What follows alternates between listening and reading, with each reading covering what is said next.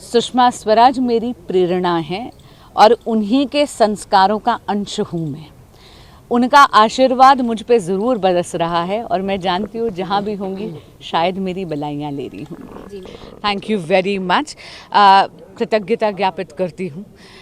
बहुत ज़्यादा शुक्रगुजार हूँ हमारे यशस्वी प्रधानमंत्री श्री नरेंद्र मोदी जी की, आदरणीय गृह मंत्री अमित शाह जी की, हमारे राष्ट्रीय अध्यक्ष श्री JP नड्डा जी की, हमारे राष्ट्रीय संगठन महामंत्री BL संतोष जी की, वीरेंद्र सचदेवा जी की जो हमारे प्रदेश के अध्यक्ष हैं, पवन राणा जी की, हमारे दिल्ली प्रदेश के जो प्रभारी हैं बड़े भाई जय पांडा जी की, बड़ी बहन अलका गुर्जर जी की और प्रत्येक भारतीय जनता पार्टी के कार्यकर्ताओं की जिन्होंने मुझे योग्य समझकर ये दायित्व सौंपा है। आप कह रही हैं मुद्दे क्या हैं? देखिए, क्योंकि लोकसभा का चुनाव है, एक तरफ तो हम जनता के पास मोदी जी की गारंटी लेके जाएंगे क्योंकि मोदी की गारंटी पूरी होने की गारंटी है। अगर आप मोदी सरकार का एक रिपोर्ट कार्ड देखें पिछले 10 वर्ष का, तो आप देखेंगे कि अनप्रेसिडेंटेड लेवल पर डेवलपमेंट हुई है।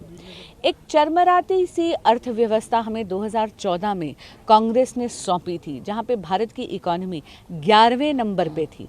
एक दशक के अंदर मात्र 10 सालों में यशस्वी प्रधानमंत्री श्री नरेंद्र मोदी भारत की अर्थव्यवस्था को पूरे विश्व में 5वें नंबर पे ले आए और उन्होंने गारंटी करी है कि मोदी 3.0 में भारत की इकोनॉमी तीसरे नंबर पर होगी। अगर हम स्थानीय इश्यूज़ की बात करें, लोकल इश्यूज़ की बात करें, तो दिल्ली की जनता आम आदमी पार्टी के भ्रष्टाचार से त्रस्त है और दिल्ली की जनता बहुत समझदार है और अवगत हो गई है। आम आदमी पार्टी एक ऐसी पार्टी है जो एंटी करप्शन प्लैंक पे आई थी, लेकिन आज सर से लेके पांव तक वो भ्रष्टाचार में डूबी हुई है। चाहे वो क्लासरूम घोटाला हो, नकली दवाइयों का वितरण हो, चाहे वो फर्जी पैथोलॉजिकल टेस्ट हो, चाहे जल बोर्ड का स्कैम हो, चाहे माननीय मुख्यमंत्री जी के आलीशान बंगले का मुद्दा हो, चाहे शराब घोटाला हो। और ये केवल भाजपा या जनता नहीं कह रही, हमारे देश की सारी कचहरियां भी कह रही हैं कि प्राइमा फेसी एविडेंस भ्रष्टाचार की आम आदमी पार्टी के लीडर्स के खिलाफ शराब घोटाले में एस्टैब्लिश हो रही है। ये सारे मुद्दे संसद में भी पूरी पुरजोर आवाज में उठाऊंगी अगर भारत की और दिल्ली की जनता मुझे चुनती है तो। मैम, आपने आम आदमी की स्कैम्स और फेलियर की बात करी। आम आदमी का जो अलायंस है वो इंडिया अलायंस के साथ में है, कांग्रेस उनके पार्टनर है।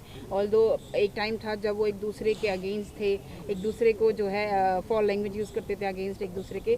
अब उनके गठबंधन को कैसे देखते हैं? कितना आपको लगता है कि will it work in Delhi और नॉट? पर स्वार्थ का गठबंधन है और जब भी स्वार्थ के गठबंधन स्वार्थ की राजनीति करते हैं तो राष्ट्र हित और राष्ट्र के लिए समर्पण, ये दोनों चीज़ें बलिदान हो जाती हैं।